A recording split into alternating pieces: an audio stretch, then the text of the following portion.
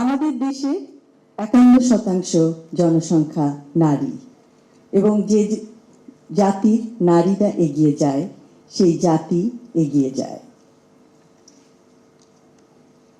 বিগত বছরগুলিতে জাতীয় কন্যা শিশু অ্যাডভোকেসি ফোরামের গর্বিত হওয়ার মতো উদ্যোগসমূহ যেন ভবিষ্যতেও আরও সফল হয়। আমি সম্মাননা প্রাপ্ত ব্যক্তিত্বগণকে জানাই আমার আন্তরিক অভিনন্দন ও মোবারকবাদ।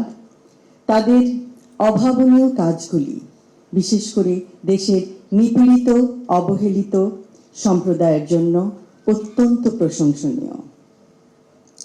বর্তমান সরকার কন্যা শিশুর স্বপ্ন বাস্তবায়নে বদ্ধপরিকর। সেই লক্ষ্যে নারীদের স্নাতকোত্তর পর্যন্ত শিক্ষা অবৈতনিক করার প্রয়াস নিবে। রেইনবো অলরাউন্ডার এক্সটেরিয়র পে বাড়ির বাহিরের দেয়ালের সুরক্ষা নিয়ে থাকুন নিশ্চিন্ত, সাথে পাচ্ছেন 10 বছরের ওয়ারেন্টি।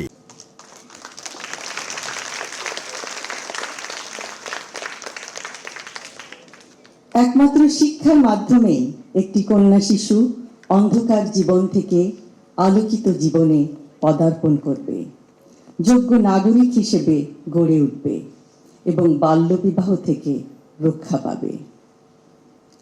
দেশের প্রতিটি শিশুর উজ্জ্বল ভবিষ্যৎ আমাদের প্রয়াস।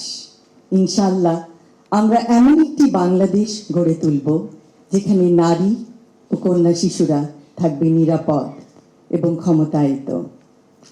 আজ ভারাক্রান্ত হৃদয়ে স্মরণ করছি আপসীন দেশনেত্রী বেগম খালেদা জিয়াকে, যার অবদান নারী শিক্ষা ও নারীর ক্ষমতায়নে অপরিসীম।